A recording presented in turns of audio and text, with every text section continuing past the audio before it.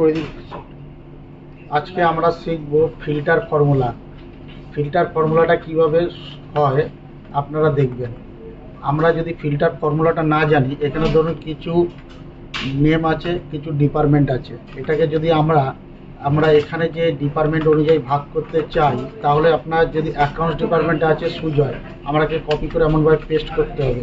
Sales ডিপার্টমেন্টে আছে ধরুন কবিতা, তাহলে এখানে এরকম পেস্ট করে আমাদের অনেক টাইম ওয়েস্ট হবে বা টাইম যাবে। তাহলে এইটাকে আমরা কি কোনো ফর্মুলার দ্বারা আনতে পারি, সেটাই আমরা শিখবো। তাহলে এখানে আপনারা কি করবেন, ইকুয়াল দেবেন, ফিল্টার লিখবেন। ফিল্টার লেখার পর ফার্স্ট ব্র্যাকেট শুরু করবেন। করার পর আপনি যে এরিয়াটা নামগুলো আনতে চাইছেন সেই এরিয়াটাকে সিলেক্ট করবেন। এবার F4 দেবেন, দিয়ে কমা দেবেন। আবার এই যে ডিপার্টমেন্ট আছে এটাকে আপনি সিলেক্ট করবেন, F4 দেবেন, দিয়ে ইকুয়াল দিয়ে আপনি কি করতে চাইছেন, এই অ্যাকাউন্টস ডিপার্টমেন্টটাকে আনতে চাইছেন, তাহলে এই অ্যাকাউন্টস ডিপার্টমেন্টটাকে সিলেক্ট করবেন। এবার ব্র্যাকেট ক্লোজ করে এন্টার করবেন। দেখুন অ্যাকাউন্টস ডিপার্টমেন্টে যারা আছে তারা সবাই এখানে চলে এসেছে। এবার এটাকে যদি আপনি এখানে কপি করে এই অংশটার মধ্যে পেস্ট করে দেন, তাহলে খুবই সহজে সেলস সার্ভিস সবাই চলে এলো। আমরা খুবই সহজে দেখুন, এখন যদি আমরা দেখতে চাই যে সার্ভিস ডিপার্টমেন্টে কতজন ছিল, তাহলে আমরা কিন্তু দেখতে পাই আমরা এখানে 4 জন দেখছি। তাহলে এই দেখুন এই জায়গাটা খুব সহজে আমাদের এখানে 4 জন চলে এসেছে, যারা রাজা, বিজয়, রাজন্যা, রোহিত, এরা কিন্তু সার্ভিস ডিপার্টমেন্টের এমপ্লয়ি। তাহলে এইভাবে খুব সহজে আমরা বার করতে পারি ফিল্টার ফর্মুলার মাধ্যমে।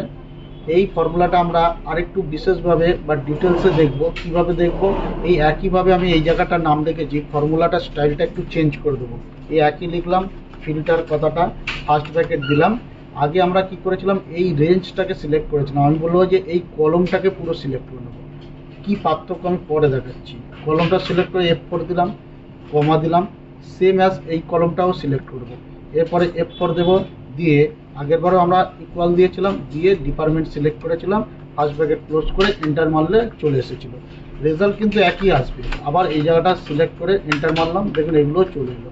পার্থক্যটা কি দেখুন, আমি যদি একটা করে নতুন নাম এখানে টাইপ করি, আমি মনে করলাম তাপস, ঠিক আছে, ইনি ধরুন আমি সেলস ডিপার্টমেন্টে কাজ করে, তাহলে দেখুন খুব সহজে সেলসে তাপস চলে এলো। আর এই কথাটা সেম অ্যাজ আমি যদি এখানে লিখি 13-এ তাপস, আর এখানে আমি বললাম সার্ভিস ডিপার্টমেন্ট বা সেলস ডিপার্টমেন্ট যেই দিই সার্ভিস দিলাম, তাহলে দেখুন এখানে এলো না। তাহলে ডিফারেন্সটা বুঝতে পারছেন যে এখানে আমি যাই নাম লিখি না কেন খুব সহজে আমার কাছে চলে আসছে রেজাল্টগুলো। তাই আমি বলবো যে কোনো রেঞ্জ না সিলেক্ট করে যদি কলম সিলেক্ট